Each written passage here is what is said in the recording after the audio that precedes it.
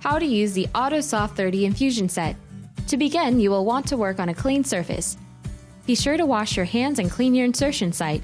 Please refer to your healthcare provider's recommendations when selecting an insertion site.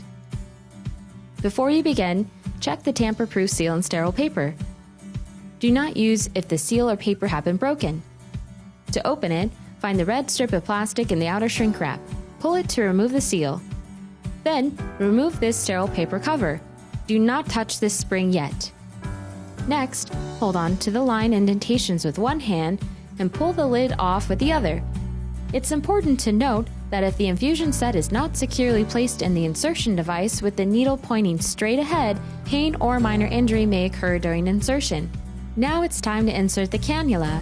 It's important that the area is clean and dry before proceeding. You can also wipe the area with an alcohol swab or an IV prep pad. To caulk the inserter, place your fingers on the lined indentations on each side. Pull back the spring softly until you hear a click. The needle protector should lift up or peel off. If it doesn't fall off, before insertion, carefully remove the needle protector. Be sure the tape is not stuck onto the introducer needle, and be careful not to touch or bend the introducer needle.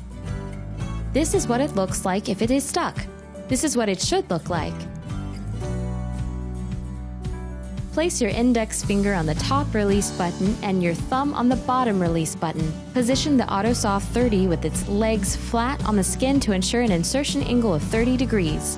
Make sure to maintain a 30-degree angle while inserting and gently squeeze the release buttons once to insert the cannula. To make sure that the cannula stays in place, gently put your finger on the clear window while removing the insertion device and introducer needle. Remove the needle by gently pulling the device straight back. Keeping the cannula secure with your finger on the clear window, carefully remove the backing paper under the cannula housing and press the adhesive gently against your skin. Then remove the paper under the front end and massage the adhesive thoroughly onto the skin. Attach the infusion set tubing to the tubing lock on the cartridge. Twist clockwise until finger tight and then twist another quarter of a turn to ensure secure connection. Remove the circular protective cap and fill your tubing according to the instructions in your tandem pump user guide. When priming the AutoSoft 30 infusion set, hold the connector needle pointing down. Make sure you never fill while your infusion set is connected to your body. Make sure there are no gaps of air in your tubing to reduce the possibility of interrupted insulin delivery.